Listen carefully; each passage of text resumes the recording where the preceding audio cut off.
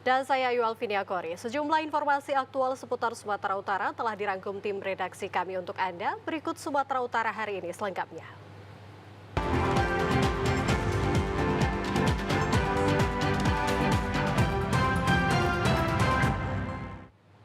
Kita awali informasi pertama pemirsa, Badan Narkotika Nasional Sumatera Utara memusnahkan puluhan kilogram narkotika jenis sabu. Puluhan kilogram narkotika jenis sabu ini merupakan hasil operasi penindakan Badan Narkotika Nasional Sumut periode bulan Juli hingga Agustus 2024 di berbagai daerah di Sumatera Utara. Badan Narkotika Nasional Sumut memusnahkan barang bukti narkotika jenis sabu seberat 21 kg yang merupakan hasil operasi penindakan pada kurun waktu bulan Juli hingga Agustus 2024. Dari penindakan peredaran narkotika jenis sabu tersebut, BNN Sumut juga turut mengamankan 6 orang tersangka di berbagai lokasi daerah di Sumatera Utara. Terbaru, BNN Sumut melakukan penindakan terhadap tersangka berinisial FK dan S di Kota Medan dan menyita barang bukti 1 kg narkoba jenis sabu. Sementara itu tersangka lainnya yakni AS, MDA, IA merupakan hasil penindakan petugas BNN Sumut di kawasan Asahan dan Labuhan Batu Utara. Sedangkan tersangka RW merupakan hasil penindakan petugas BNN Sumut di kawasan Deli Serdang yang kini juga masih memburu seorang lainnya. Kepala BNN Sumut Brigjen Pol Toga Panjaitan mengatakan para tersangka ini merupakan jaringan campuran baik lokal maupun jaringan Malaysia. Pasal 114 ayat 2, subsidi pasal 112 ayat 2, junto pasal 103 ayat 2, Undang-Undang Republik Indonesia nomor 35 tahun 2009 tentang narkotika dengan ancaman hukuman pidana mati atau pidana seumur hidup atau paling singkat 6 tahun dan paling lama 20 tahun. Ya, dengan kita bisa mengamankan barang bukti sebanyak lebih kurang dari 21 kilogram ini, kalau digunakan ini kita bisa menyelamatkan sekitar 172.000 orang tidak menggunakan narkotika. Para tersangka dijerat dengan Undang-Undang Nomor 35 Tahun 2009 tentang narkotika dan terancam hukuman 20 tahun penjara seumur hidup hingga hukuman mati. Dari dimusnahkannya 21 kg narkoba jenis sabu ini, maka BNN Sumut mengklaim telah menyelamatkan 172.000 anak bangsa dari bahaya penggunaan narkoba. Kita ke informasi lain pemirsa, seorang pria Jumat sore sekitar pukul 17 waktu Indonesia Barat hanyut terbawa arus Sungai Padang. Tepatnya di bawah titik jembatan Pasar Sakti, Kelurahan Bandar Sakti, Kecamatan Bajenis, Kota Tebing Tinggi. Korban hanyut saat mencari ciput di bantaran sungai. Mendapatkan laporan dari masyarakat adanya seorang pria hanyut, pihak kepolisian dari Polsek Rambutan Kota Tebing Tinggi dipimpin langsung AKP Suhaili Hasibuan bersama personilnya langsung bergegas terjun ke lokasi tempat kejadian perkara guna melakukan olah TKP dan meminta keterangan beberapa saksi baik dari teman korban. Menurut keterangan saksi teman korban, Imam mengatakan sore itu korban bersama ketiga temannya sedang asik mencari ciput di aliran Sungai Padang, di mana pada saat mencari ciput, kondisi air Sungai Padang sedang banjir. Diduga karena derasnya air sungai, korban hanyut terbawa arus. AKP Suhaili Hasibuan kepada awak media membenarkan adanya diduga satu orang laki-laki tewas hanyut pada saat hendak mencari ciput atau kepah bersama ketiga temannya. Kini pihaknya sudah berkoordinasi bersama pihak dari BPBD Kota Tebing Tinggi guna untuk melakukan pencarian jasad korban agar dapat ditemukan secepatnya. Larilah terus biar mantap dulu. Bahwasannya diduga satu orang laki-laki dewasa hanyut pada saat mencari kepah bersama tiga temannya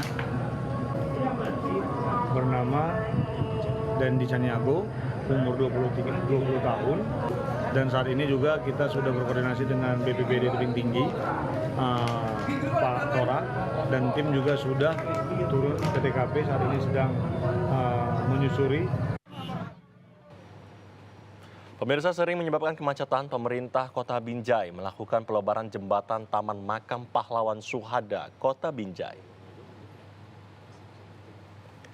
Pemko Binjai melalui Dinas PUPR sudah mulai melakukan pelebaran jembatan Sungai Mencirim di dekat Taman Makam Pahlawan Syuhada, Jalan T. Imam Bonjol, Kecamatan Binjai Kota, sebagai upaya mengatasi kemacetan yang sering terjadi di jam-jam padat.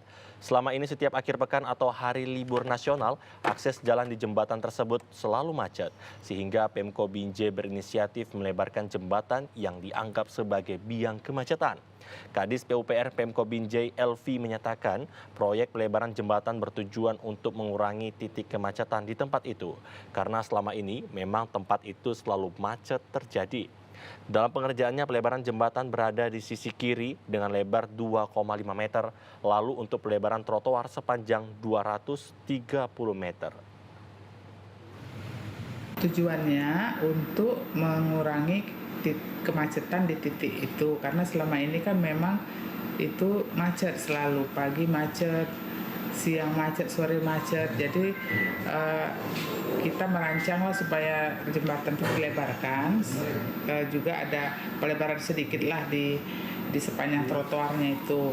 Jadi itu nanti mudah-mudahan tidak akan macet lagi, tidak akan menjadi titik kemacetan lah di situ.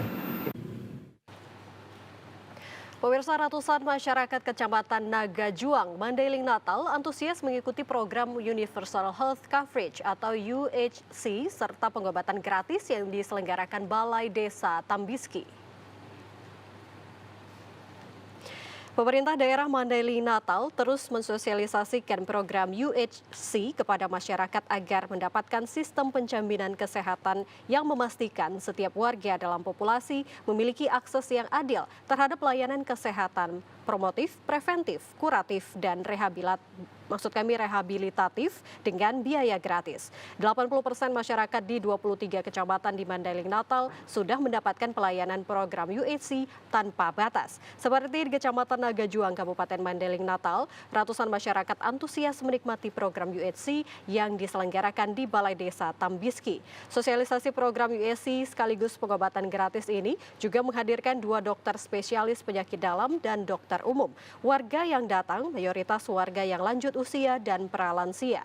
Satu persatu warga yang datang memeriksakan kesehatan fisik mereka, mulai dari pemeriksaan suhu tubuh, tekanan darah, tekanan gula, dan memeriksakan kehamilan serta pembuatan KB dan lainnya. Program UHC ini direncanakan akan terus berlanjut hingga tahun 2025 sampai mencapai 100% atau semua masyarakat mendapatkan garansi kesehatan dari pemerintah. Pengobatan gratis ini untuk semua masyarakat ya. Pengobatan gratis UHC itu kan diperlukan, BPJS itu kan diperlukan ketika ke Vaskes kita, fasilitas kesehatan.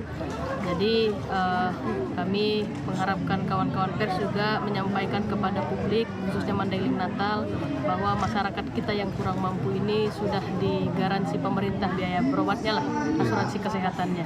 Tapi untuk yang kita, masyarakat yang diberi Allah kemampuan secara ekonomi, kami tetap mendorong untuk pakai BPJS yang mandiri.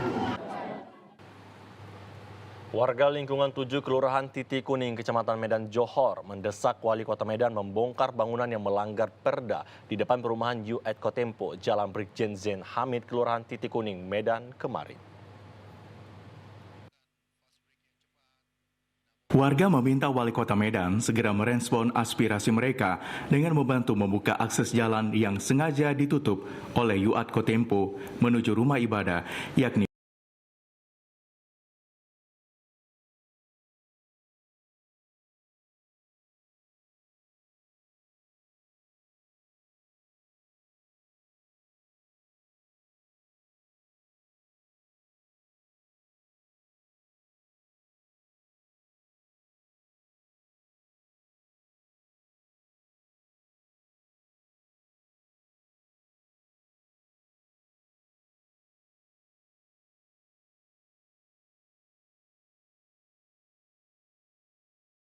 dia mempertahankan ini apa dasarnya? Kalaupun ini dapat akses jalan, kerugiannya apa? Iya, apalagi kan investasi.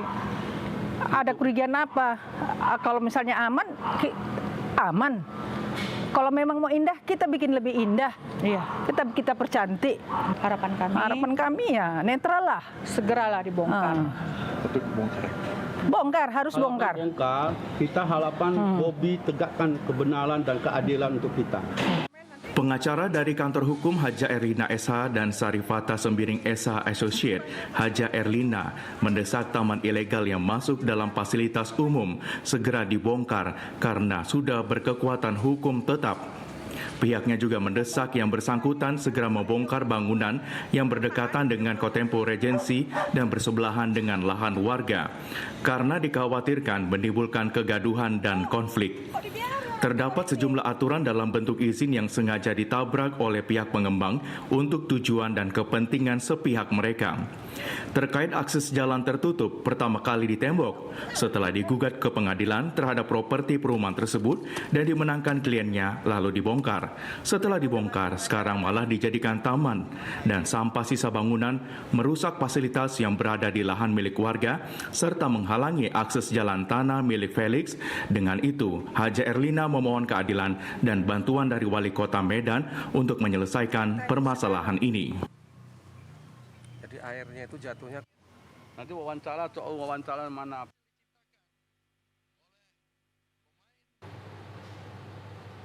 Sekretaris Daerah Provinsi Sumatera Utara mengikuti rapat paripurna masa persidangan 3 tahun sidang LIBA 2023-2024. Rapat paripurna berlangsung dalam agenda Ranperda Perubahan APBD 2024-2025. Sekretaris Daerah Provinsi Sumatera Utara Arief S. Trinugroho mendengarkan langsung pembacaan pendapat dari sejumlah fraksi anggota DPRD Sumatera Utara di ruang rapat paripurna DPRD Sumatera Utara, Jalan Imam Bonjol, Medan, Jumat siang. Rapat ini berlangsung dalam agenda pendapat akhir fraksi terhadap Ranperda tentang perubahan APBD Provinsi Sumatera Utara tahun anggaran 2024. APBD Provinsi Sumatera Utara tahun anggaran 2025, perubahan peraturan daerah nomor 2 tahun 2008 tentang sistem kesehatan Provinsi Sumatera Utara dan penyebarluasan ideologi Pancasila dan wawasan kebangsaan. Anggota DPRD Sumatera Utara dari fraksi PKS Ahmad Hadian dalam menyampaikan pendapat terhadap Ranperda tentang perubahan APBD Provinsi Sumatera Utara tahun anggaran 2024 mengatakan penyelenggaraan PON 2024 menggunakan APBD sehingga harus mendapat pengawasan dengan ketat. Ahmad Hadian juga menyoroti permasalahan yang muncul dalam penyelenggaraan PON 2024 seperti atap dan akses jalan venue yang rusak. Ia meminta kepada pemerintah Provinsi Sumatera Utara atau Panitia Besar PON 2024 untuk segera menyelesaikannya. Terima kasih dan mohon maaf jika ada sesuatu yang kurang pada tempatnya. Pemirsa, informasi menarik dan aktual lainnya akan kami hadirkan untuk Anda. Tetaplah bersama kami di Sumatera Utara hari ini.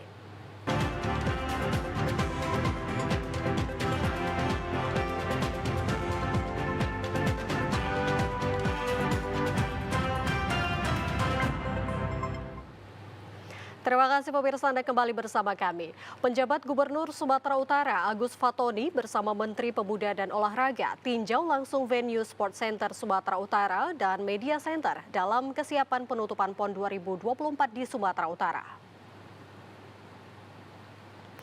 Penjabat Gubernur Sumatera Utara Agus Fatoni yang juga sebagai Panitia Besar PON 2024 meninjau langsung kesiapan stadium utama yang akan digunakan untuk penutupan PON ke-21 tahun 2024 Aceh Sumatera Utara.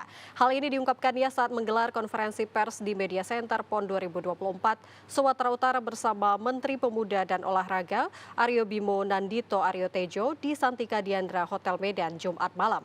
Agus Fatoni menjelaskan seluruh venue telah selesai dan telah digunakan untuk pertandingan pada PON 2024. Panitia Besar PON 2024 Sumatera Utara terus melakukan percepatan persiapan Sport Center yang telah rampung 96% tersebut.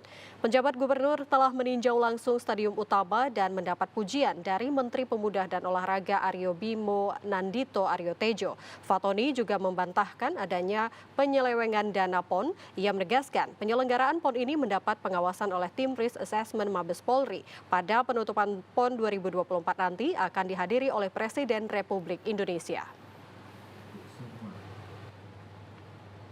Ya baik pemirsa, tinjau langsung venue stadion utama atau Sport Center Sumatera Utara. Menteri Pemuda dan Olahraga apresiasi penyelenggaraan PON ke-21 tahun 2024 yang tidak kalah dari Olimpiade. Menteri Pemuda dan Olahraga Aryo Bimo Nandito Aryo Tejo memuji persiapan panitia besar PON wilayah Sumatera Utara Sumut dalam penyelenggaraan PON 2024. Pujian ini disampaikan Menpora sesuai meninjau venue stadion utama yang akan menjadi lokasi penutupan PON 2024. Selain meninjau stadion utama, ia juga meninjau venue bola voli di Sport Center dan lokasi yang menjadi pusat pengemasan konsumsi PB PON hingga membuka secara resmi cabang olahraga e-sport.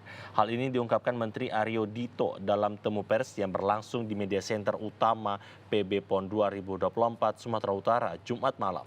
Menteri Aryo Dito menyebutkan di PON 2024 ini ada 65 cabang olahraga yang dipertandingkan, ditambah dengan pelaksanaan 11 game eksebisi. Sumatera Utara harus mempersiapkan venue sebanyak 76 lokasi, diselenggarakan di 2 provinsi. PON 2024 menjadi PON terbesar. Menpora memuji pelaksanaan PON ini tidak kalah dengan penyelenggaraan Olimpiade. Voli yang dimana kemarin viral, alhamdulillah jalan sudah diratakan dan dikeraskan. Tadi bertemu juga para masyarakat dan pendukung tim daerah yang menonton voli. Dan memang betul bahwa venue voli di Sumatera Utara Sport Complex ini adalah inisiatif yang hebat karena menurut saya ini mungkin satu-satunya di Indonesia ada dedicated venue volley di mana asetnya pun sudah didesain demikian rupa untuk mensupport pemain di bawah dan penonton di atas. Dan ini aset khusus yang saya lihat. Jadi ini udah mirip-mirip Olimpiade Pak Raja Bani. Di kemudian hari. Menteri Pemuda dan Olahraga Dito Aryo Tejo hadir langsung dalam pembukaan cabang olahraga e-sport PON ke-21 Aceh Sumut.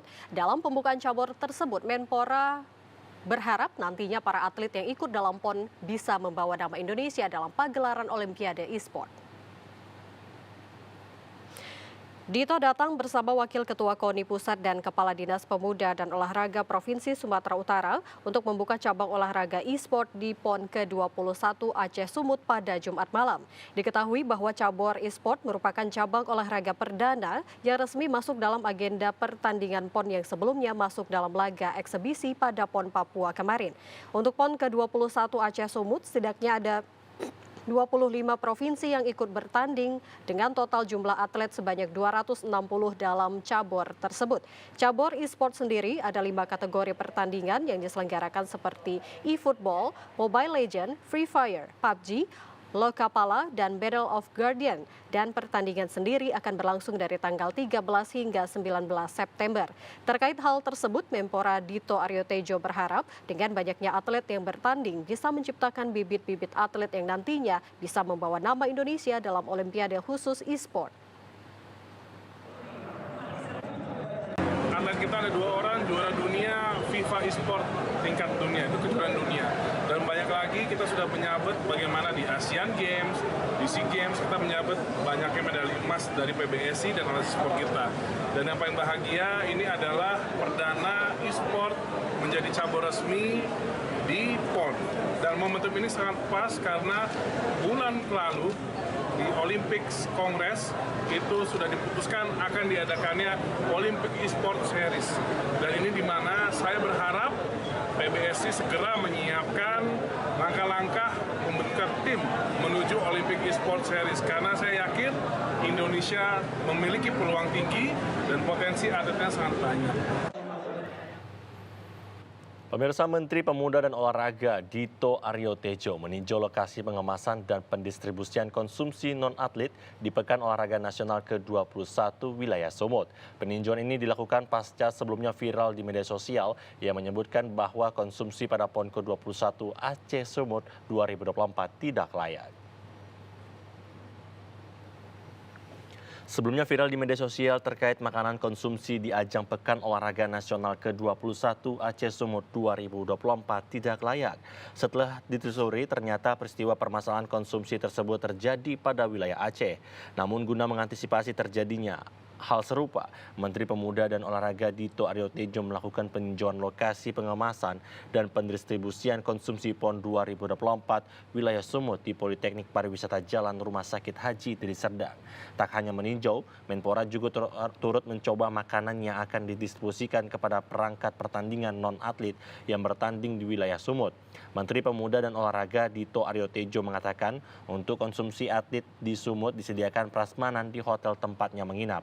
Dirinya menyebut dalam satu porsi kotak nasi tersebut terdapat 1.000 kalori dengan 2 protein ayam, daging, ataupun telur.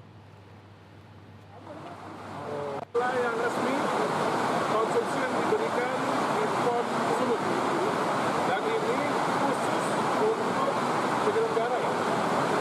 Panitia pelaksana LO seluruh perangkat pertandingan dan PON. Jadi ini bukan untuk atlet. Nah, tadi saya sudah melihat langsung di mana saya sendiri kurang lebih 1.000 kalori. Karena nasinya sendiri sudah 490 kalori. Dagingnya ada 2 protein, taruh daging atau ayam, telur, ada sayuran. Jadi ini bukan buat atlet. Yang atlet itu disediakan buat di hotel masing-masing.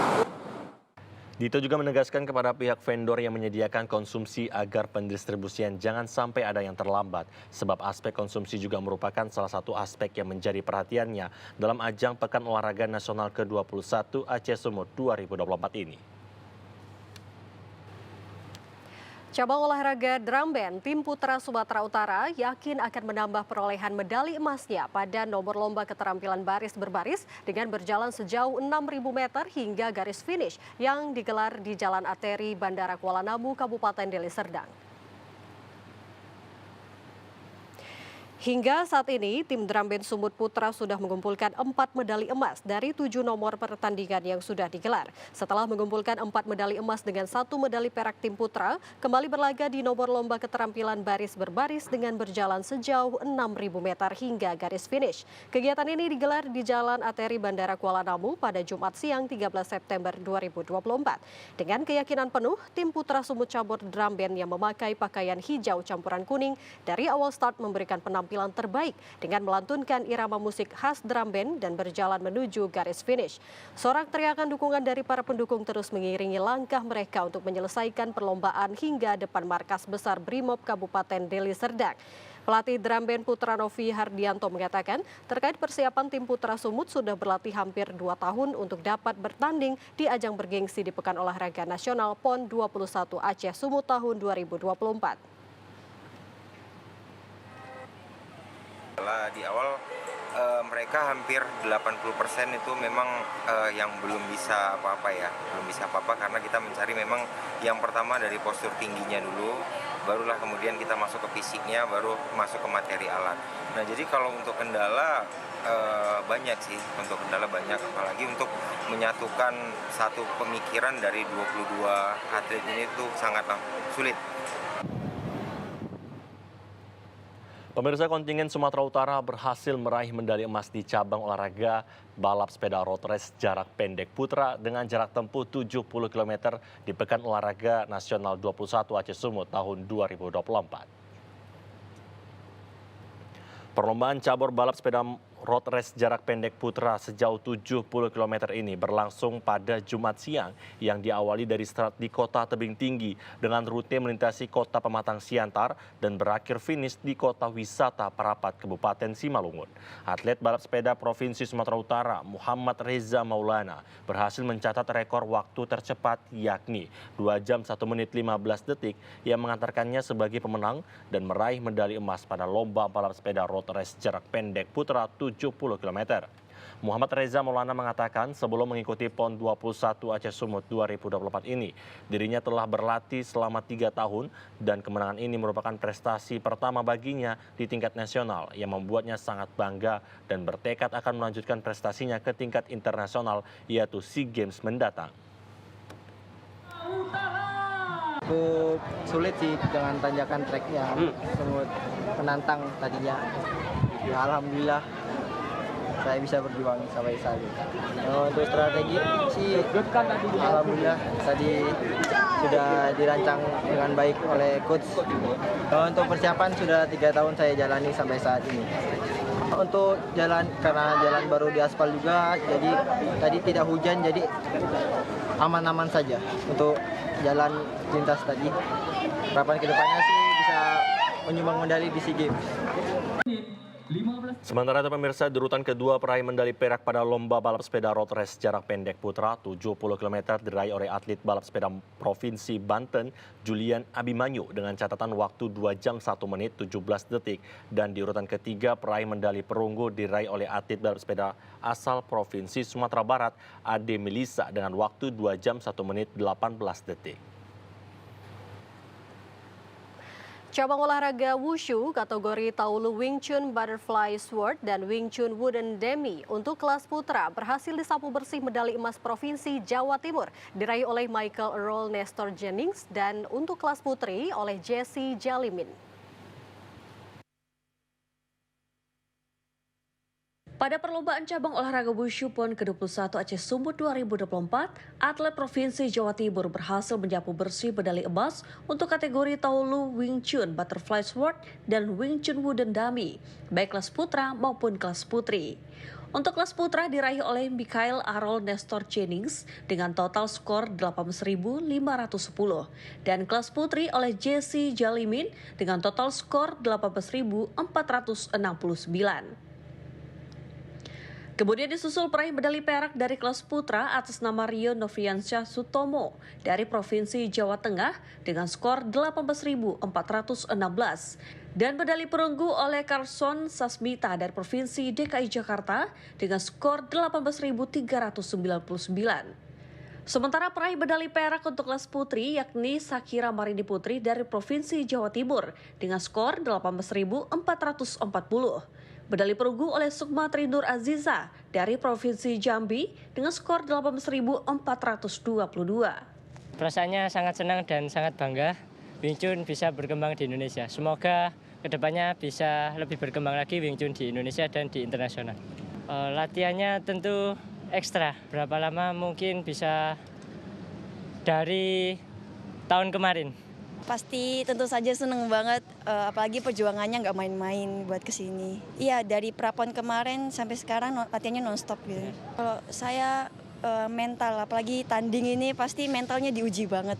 Latihan terus, latihan terus. Atlet-atlet Jawa Timur yang berhasil meraih prestasi gemilang di ajang PON kali ini mengaku telah melakukan persiapan secara intensif dan bersiap mengikuti kejuaraan dunia Wing Chun yang akan digelar pada Desember 2024 mendatang.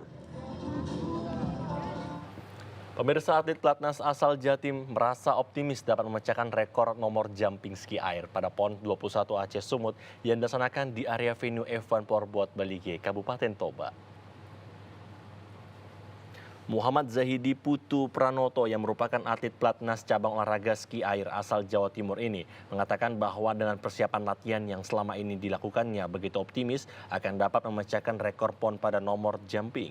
Sementara rekor PON cabang olahraga ski air untuk nomor jumping sendiri sekitar jarak 40 meter tercipta pada PON ke-10.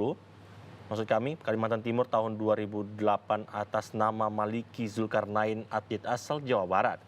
Zahidi yang akan turun di nomor jumping putra ski air PON 21 Aceh Sumut mengaku sebelumnya di sesi latihan atau ajang tryout-nya dan pencapaiannya di Prapon sebelumnya telah memecahkan rekor nasional dan rekor Asia Tenggara. Zahidi pun akan berusaha memaksimal mungkin dapat memecahkan rekor PON Aceh Sumut kali ini.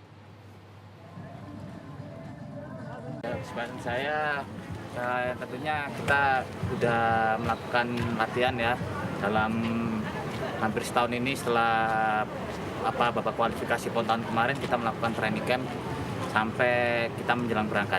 Bisa tentunya ada ya, karena ini kan event 4 tahun sekali kan, rekor jumping masih belum terpecahkan dari 2 tahun 2008. Nah, ini saya mencoba untuk memecahkannya di sini. Pertandingan cabang olahraga ski air Pekan Olahraga Nasional 21 Aceh Sumatera Utara 2024 yang digelar di Danau Toba Balige, Kabupaten Toba, Provinsi Sumatera Utara, didominasi atlet-atlet ski air Pulau Sumatera. Sebanyak 8 orang atlet ski air dari Pulau Sumatera lolos ke babak quarter final pertandingan cabur ski air nomor wakeboard men PON 21 di Danau Toba venue F1 Powerboat Balige, Kabupaten Toba kemarin. Jumlah atlet ski Sumatera yang lolos ke babak seperempat final tersebut hampir separuh dari 18 orang atlet ski air nomor wakeboard putra yang lolos babak perempat final PON 21 Aceh Sumut. 3 atlet ski air Sumatera yang lolos babak perempat final berasal dari Provinsi Riau, masing-masing Muhammad Rafli, Robi Hamid, dan Alpian Dinata. Kemudian 3 orang berasal dari Provinsi Kepulauan Riau, Dodi Irawan, Alek Hanif, dan Jason. Sedangkan seorang dari Sumut, Kevin Gladian, dan seorang dari Sumatera Selatan, Indra Hardinata. Panitia pelaksana cabur ski air PON 21 Aceh Sumut, Reza, menjelaskan pada hit pertama 3 atlet yang lolos ke quarter final, yakni Muhammad Rafli T dari Riau dengan skor 37,78 di peringkat pertama. Peringkat kedua ditempati Isrian Syah Dani dari Kaltara dengan skor 34,22 dan peringkat ditempati Indra Hardinata dari Sumsel dengan skor 27,28.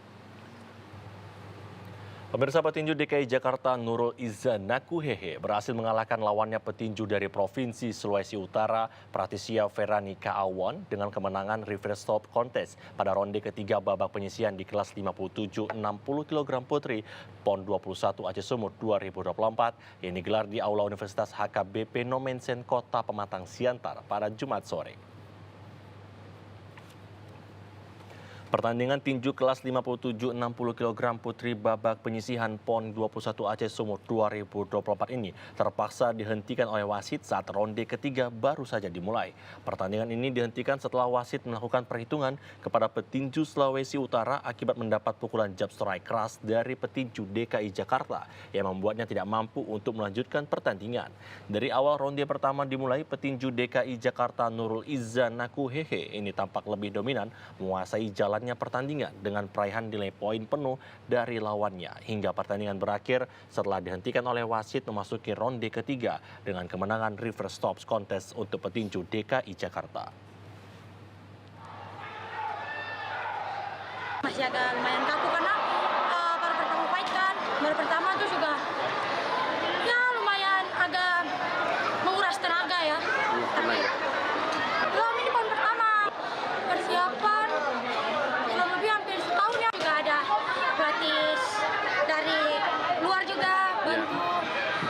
Setengah tahun sama dia lumayan sangat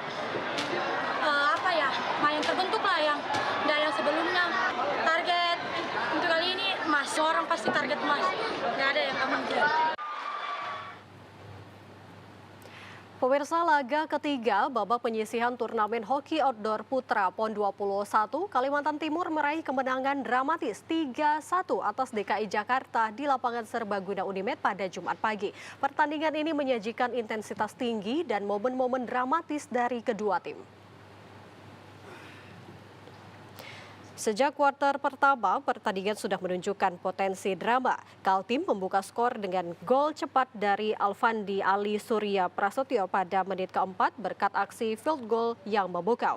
Namun DKI Jakarta tidak tinggal diam. Pada menit ke-12, Ahdan Asasi Ramadan menyamakan kedudukan melalui field goal yang menawan dan membuat skor menjadi imbang 1-1. Kaltim kembali mengambil alih inisiatif pada menit ke-23 kuarter kedua. Alfandi Ali Surya Prasetyo mencetak gol kedua melalui penalti corner membawa Kaltim unggul 2-1. Tidak lama berselang, gol ketiga Kaltim ditambahkan oleh Ahmad Fahrizal pada menit ke-27 kuarter kedua mengakhiri pertandingan dengan skor akhir 3-1 untuk Kaltim. Hingga 3 laga babak penyisihan ini, tim hoki outdoor putra Kaltim belum mengalami kekalahan. Namun pada puncak klasemen sementara, tim Kaltim menduduki peringkat kedua puncak klasemen dipimpin tim Sumut Putra maupun tim Putri. Pemirsa, Sumatera Utara berhasil menyumbangkan medali emas setelah mengandaskan atlet pencaksilat asal Jawa Timur di kelas J Pencaksilat PON 21 2024 Aceh Sumatera Utara. Penutupan cabur pencaksilat ini diakhiri dengan Sumatera Utara mendapatkan 3 medali emas, 3 perak, dan 4 perunggu. Henry Fardili berhasil meraih medali emas PON ke-21 cabang olahraga pencaksilat kategori J setelah berhasil mengalahkan atlet Jawa Timur Eko Febrianto di Gor Veteran Disporasu pada Jumat sore. Di babak pertama, Henry Fardili hanya menang tipis dengan nilai 1-0. Di babak kedua, Henry kembali memimpin dengan nilai 4-0. Dan di babak ketiga, akhirnya Henry bisa memimpin dengan skor 10-5 yang sekaligus memastikan medali emas pertamanya. Henry Fardila mengaku bangga bisa memenangkan medali emas untuk pertama kalinya ini merupakan kado terindah untuk buah hatinya yang baru berusia 4 bulan. Sementara itu, rekapitulasi perolehan medali emas cabang olahraga pencaksilat PON ke-21 Aceh Sumatera Utara dipimpin oleh Jabar dengan 5 emas, 5 perak, dan 5 perunggu. Sumatera Utara berada di urutan kedua dengan 3 emas, 3 perak, dan 4 perunggu. Disusul Jateng dengan 3 emas, 1 perak, dan 4 perunggu. Ini medali emas pertama saya. Untuk persiapannya kita udah hampir 1 tahun lebih. Nah, kebetulan kita kemarin training centernya di Bandung. Ada beberapa atlet yang di training center di Bandung. Ya, di sana kita betul-betul training, latihan semua dari capek, ninggalin keluarga, semua udah benar-benar kita lakuin, dan di PON ini semuanya terbayar. Alhamdulillah, saya menjadi juara di PON untuk yang pertama kalinya. Saya betul-betul senang. Medali ini saya betul-betul kasih untuk anak saya yang baru lahir 4 bulan. Memang saya berjuang untuk bawa medali PON ketika saya pulang lagi ke rumah. Pemirsa, tim voli pria Jabar kembali sukses meraih kemenangan setelah menaklukkan tim voli pria Aceh dengan skor 3-0 pada pertandingan penyisihan Pool B PON 21 Aceh Sumut 2024 yang berlangsung di Gor Voli Indoor Sumut Sport Center Kabupaten Deli Serdang. Sejak set pertama, tim voli pria Jabar yang diisi pemain voli timnas dan Proliga ini menampilkan permainan yang dominan dengan skor telak 25-14. Pada set kedua, Jason Nathanael Kilanta bersama tim langsung menampilkan permainan yang dominan dan mampu memenangkan pertandingan dengan selisih skor 25-11. Dan pada set ketiga, permainan tim voli pria Jabar semakin tidak terbendung hingga menumbangkan tim voli Aceh dengan skor 25-10. Menurut asisten pelatih tim Jabar Roy Makpal mengatakan, anak-anak sudah melakukan yang terbaik dan sudah menjalankan arahan dari pelatih kepala. Tim Jabar juga berupaya merotasi semua pemain-pemainnya agar dapat beradaptasi dan menguasai di pertandingan berikutnya. Tapi alhamdulillah, day by day lebih baik, khususnya di hari ini, yang mungkin besok di hari berikutnya dan seterusnya sampai akhir pertandingan PON ini, ya Jabar bisa terus meningkatkan performanya. Di ujung pertandingan, ya insya Allah semifinal dan final, itulah peaknya dari perform tim Jabar. Sementara itu, pelatih voli putra Aceh Muhammad Yusuf mengatakan dilema pemain tim Aceh pada saat berhadapan dengan tim Jabar yang bermaterikan pemain nasional dan Proliga, namun tim Aceh tetap semangat dan menjadikan pertandingan ini sebagai pengalaman bagi anak-anak ke depannya. Tetap optimisme tetap harus optimis walaupun DKI juga dihuni oleh para pemain-pemain nasional dan juga pemain Proliga seperti Okial, Damar dan Alvin dan sebagainya. Saya pikir kita harus tidak putus asa, harus main optimal, harus maksimal apapun hasilnya nanti. Pemirsa, DKI Jakarta menyambit medali emas dan perak pada nomor pertandingan individual tunggang serasi open dan individual tunggal serasi. Sejumlah kategori lainnya akan diharapkan mendapat medali lebih banyak lagi. Jabar berkuda pada PON ke-21 Aceh Sumut kategori perlombaan dressage atau tunggang serasi. Perlombaan individual tunggang serasi open merupakan pengembangan fisik kuda dan keserasian penunggang dengan kuda. Keterampilan dan mutu baik terlihat dari ayunan langkah dan yang bebas dan sama rata, seolah kuda bergerak dengan mudah dan tanpa beban. Kudanya memberi kesan bahwa ia melakukan semua gerakan dengan sendiri karena pertolongan yang ringan dari penunggang tidak dapat terlihat lagi. Teku Rifat Renanda, atlet DKI Jakarta yang turut dalam lomba individual tunggang serasi Open yang menyabet medali emas, disusul medali perak juga dari DKI Jakarta atas nama Muhammad Akbar Maulana. Sementara kategori lainnya individual tunggang serasi DKI Jakarta mendapat medali perak atas nama Claresta Amanta Kamsari. Atlet DKI Jakarta berharap bisa di sisa pertandingan lainnya diharapkan akan terus mengukir prestasi di ajang PON ke-21 Sumut Aceh ini. Karena ini tunggang serasi atau dressage, jadi kita penilaiannya tuh jadi kayak kerapihan gitu. Jadi siapa yang paling rapi, dan juga ini kan karena tim ya, jadi nilainya semuanya digabungin dan alhamdulillah kita menjadi total paling tinggi dan akhirnya kita mendapat emas. Karena ini pertandingan nomor pertama yang dipertandingkan untuk dari kontingen DKI, jadi masih ada target-target berikutnya yang masih belum tercapai dan semoga target-targetnya bisa kita capai semua.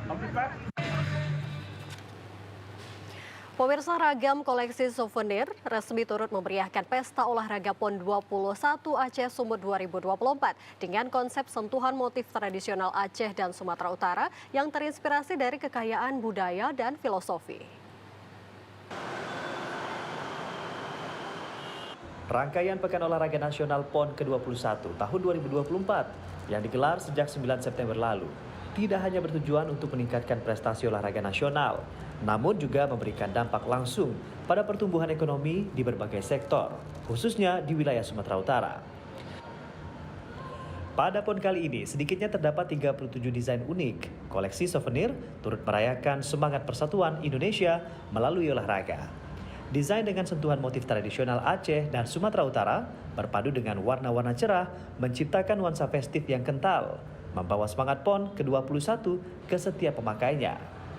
Berbagai souvenir PON ke-21 Aceh Sumatera Utara 2024 seperti jaket, kaos, celana olahraga, botol minum, hingga boneka maskot PON yang didesain khusus juga turut dijual dengan harga yang bervariasi. Mulai dari harga Rp100.000 hingga Rp1.000.000 setiap merchandise-nya. Jakarta, sebenarnya tinggal di Amsterdam, tapi kebetulan adek main di PON, di taekwondo, dan hari ini jadi lihat-lihat merchandise saja untuk support juga. Harganya oke lah so far, jadi kita bakal niat untuk beli hari ini. Baju, t-shirtnya bagus, mau cari buat papa juga ya. Belum sempet sih, baru satu kayaknya. We saw the price tag of one t-shirt ya. Yeah. Maskot PON sendiri memiliki arti khusus yang mewakili nilai-nilai luhur seperti prestasi, sportivitas, solidaritas, menjaga kesatuan yang kokoh dan abadi, serta prinsip bangsa dan bahasa satu dan bertanah air satu Indonesia. Kita beralih ke informasi lainnya, pemirsa. Dokumen perbaikan administrasi persyaratan bakal pasangan calon wali kota dan wakil wali kota Gunung Sitoli yang maju pada Pilkada serentak tahun 2024 tengah menjalani pemeriksaan di KPU setempat, diawasi Badan Pengawas Pemilihan Umum.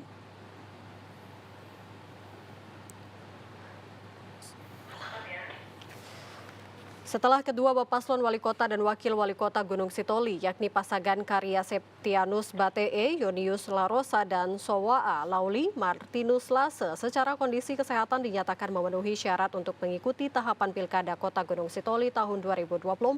Sejumlah dokumen perbaikan yang menjadi syarat administrasi maju sebagai bakal pasangan calon pada Pilkada serentak tersebut telah diterima oleh pihak Komisi Pemilihan Umum Kota Gunung Sitoli pada tanggal 8 September 2024. Selanjutnya telah dilanjutkan dengan pemeriksaan dan penelitian hingga verifikasi faktual melibatkan pihak Badan Pengawas Pemilu Kota Gunung Sitoli. Tanpa menguraikan secara detail jenis administrasi masing-masing Bapaslon, Ketua KPU Kota Gunung Sitoli Kardinal Pranatal Medrova di hadapan wartawan Gunung Sitoli kemarin mengatakan pihaknya telah siap mengumumkan dan menyerahkan hasil penelitian persyaratan administrasi bakal pasangan calon wali kota dan wakil wali kota Gunung Sitoli pada hari Sabtu ini 14 September 2024 di Aula Kantor KPU Gunung Sitoli, Desa Dahana, Tabaloho.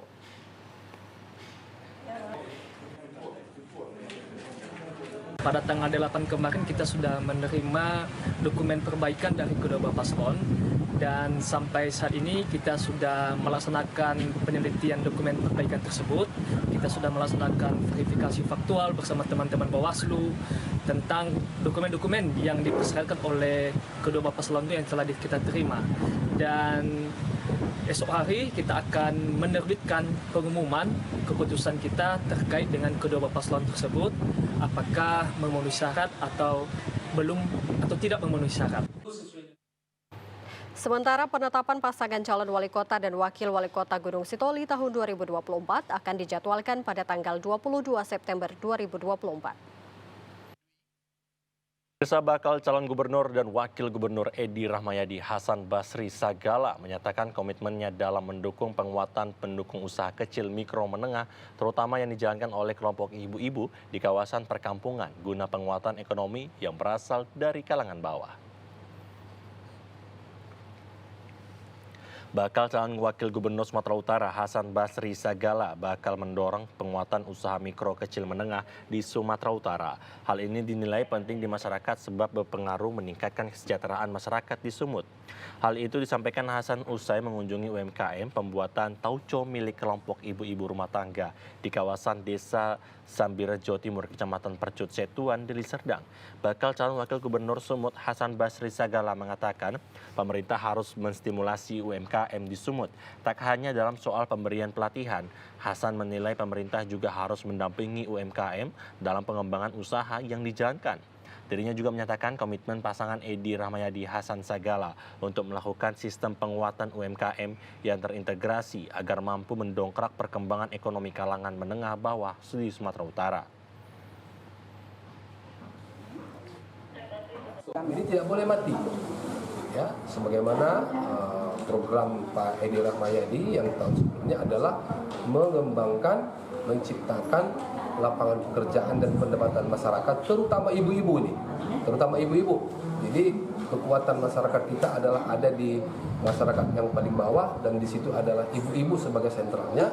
Kalau ekonomi ibu-ibunya, ibu rumah tangganya sudah baik, ada penumbuhan, ada penambahan pendapatan keuangan, maka keluarga itu akan semakin baik. Bahwa anggaran untuk penguatan UMKM harus menjadi salah satu prioritas sebab UMKM tak hanya difokuskan pada pendampingan dalam pelatihan usaha, namun juga diperlukan pendampingan promosi dan pemasaran produk-produk UMKM tersebut agar dapat menyentuh pasar secara lebih besar dalam jangkauannya. Masjid tidak hanya berfungsi sebagai tempat ibadah, namun eksistensinya juga berperan sebagai sarana kegiatan kemasyarakatan dan pembentukan karakter anak bangsa. Fungsi masjid saat ini tidak hanya sebagai sarana ibadah ritual seperti sholat dan juga membaca Al-Quran, tetapi juga memakmurkannya dengan dakwah, pendidikan, serta kegiatan sosial lainnya.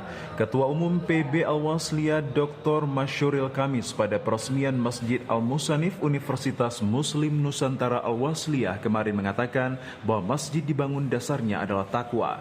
Dampaknya terhadap kampus yakni menjadikan mahasiswa punya karakter dalam artian berakhlakul karimah, senantiasa sholat berjamaah dan bersilaturahim. Selain itu, masjid juga bisa dijadikan sarana berdiskusi, berdebat khususnya dalam upaya meningkatkan kualitas keilmuan dan kepedulian serta keberpihakan terhadap keberlangsungan dakwah Islam. Masyuril Kamis sangat berterima kasih kepada Yayasan Haji Anif yang telah mewakafkan sebahagian hartanya untuk pembangunan Masjid Al-Musanif Universitas Muslim Nusantara Al-Wasliyah Kampus Haji Muhammad Yunus yang berada di persimpangan Jalan Stadion dan Gedung Arca Medan kemarin. Masyuril Kamis menekankan pada saat masuk waktu sholat semua kegiatan di kampus dihentikan dan wajib sholat berjamaah. Tapi intinya saya sudah sampaikan tadi, tidak ada kegiatan ketika azan berkumandang. Saya minta kepada seluruh sivitas akademika untuk melakukan jamaah di sini. Karena dalam paham mazhab Syafi'i dan Wasliyah itu Syafi'i, ketika masjid sudah didirikan, tidak boleh tidak ada salat jamaah di situ. Mau subuh, mau isya, mau zuhur, mau asar. Nah, yang paling banyak kan zuhur, asar, maghrib. Jadi sivitas masih ada di sini. Tapi kita pastikan di sini akan ada yang mengisi untuk subuh, karena terbuka untuk umum. Akan kita buka pagar di saat subuh supaya jamaah sambil lari pagi atau sebelum dari pagi bisa ke sini, habis itu ya silakan aktivitas lain. Pembina Yayasan Haji Anif yang juga mantan Wakil Gubernur Sumatera Utara Musa Rajeksa mengatakan pembangunan Masjid Al-Musanif UMN Al-Wasliyah ini karena Allah Subhanahu wa Ta'ala dan juga untuk meneruskan cita-cita almarhum ayahnya Haji Anif yang ingin membangun sebanyak 99 masjid. Musa Rajeksa berharap masjid ini dapat menjalin silaturahim antar umat Islam dan sebagai pusat dakwah baik di lingkungan kampus maupun masyarakat. Ya pasti ini kan ibadah ya, kita umat Islam kan membangun rumah Allah, terus juga ini amanah dari almarhum orang tua kami Bapak Haji Anif. Maka ini kita lanjutkan apa yang udah buat beliau selagi hidupnya, membuat Yayasan Haji Anif, membersihkan masjid, dan ini untuk membangun 99 masjid. Ya kita berharap dari UMN Al-Wasliyah bisa makmurkan masjid ini, tidak hanya untuk ibadah 5 waktu, tapi kegiatan-kegiatan agama lainnya, tidak hanya untuk mahasiswa UMN, tapi juga seluruh umat Islam yang melintas ataupun masyarakat yang bermukim di sini. Badan Pengawas Harian UMN Al-Wasliyah Dr. Hardi Mulyono mengatakan peletakan batu pertama pembangunan Masjid Al-Musanif UMN Al-Wasliyah dimulai pada 23 September 2023 menghabiskan dana sekitar 1,4 miliar rupiah dengan mengusung konsep minimalis modern. Peresmian masjid ini juga dihadiri Ketua Umum Pemuda Pancasila Yapto Sulistyo Sumarno, tokoh agama, tokoh masyarakat, tokoh pemuda dan keluarga besar UMN Al-Wasliyah yang ditandai sholat Jumat perdana. Pemirsa, berikut informasi perakhiran cuaca di sejumlah daerah di Sumatera Utara dari Badan Meteorologi, Klimatologi, dan Geofisika Wilayah 1 Medan berlaku pada hari Minggu 15 September 2024. Halo Sobat BMKG, senang sekali rasanya dapat bertemu kembali dengan saya, Putri Afriza, Prakirawan BBMKG Wilayah 1 Medan, yang akan memberikan informasi perakiraan cuaca dan hotspot untuk Provinsi Sumatera Utara hari Minggu 15 September 2024. Pagi hari berawan dan berpotensi hujan ringan di sebagian besar wilayah Sumatera Utara. Hujan ringan berpotensi terjadi di Gunung Sitoli, Kota Sibolga, Langkat, Mandailing Natal, Kepulauan Nias, Tapanuli Selatan, Tapanuli Utara, Tapanuli Tengah, dan sekitarnya. Untuk siang menuju sore hari, berpotensi hujan ringan hingga lebat di sebagian besar wilayah Sumatera Utara. Hujan sedang hingga lebat berpotensi di wilayah Asahan, Dairi, Karo, Deli Serdang, Kota Binjai, Kota Medan, Langkat, Simalungun, dan sekitarnya. Untuk malam hari, berpotensi hujan ringan hingga lebat di sebagian wilayah Sumatera Utara, yaitu hujan lebat berpotensi terjadi di Dairi, Deli Serdang, Karo, Binjai, Medan, Langkat, Mandailing Natal, Simalungun, dan sekitarnya. Untuk dini hari, berawan dan berpotensi hujan ringan di sebagian wilayah Sumatera Utara. Untuk suhu udara berkisar antara 15 hingga 34 derajat Celcius. Kelembapan udara berkisar antara 68 sampai dengan 98%. Dan untuk angin bertiup dari arah utara hingga barat dengan kecepatan berkisar antara 3 hingga 19 km per jam. Untuk titik panas atau hotspot di wilayah Sumatera Utara, pada pantauan tanggal 13 September 2024 tidak terdapat adanya titik panas. Himbauan kepada seluruh masyarakat untuk waspada potensi hujan lebat di wilayah pantai timur, pegunungan, dan pantai barat Sumatera Utara yang dapat berpotensi terjadi banjir, longsor, serta bencana hidrometeorologis lainnya. Demikian yang dapat saya sampaikan, semoga bermanfaat dan sampai jumpa. Pemirsa, informasi tadi mengakhiri perjumpaan kita di Sumatera Utara hari ini. Mewakili kerabat kerja yang bertugas, saya Ahmad Rafi. Dan saya Ayu Alviniokori. Terima kasih atas perhatian dan kebersamaan Anda. TVRI, Media Pemersatu Bangsa. Sampai jumpa.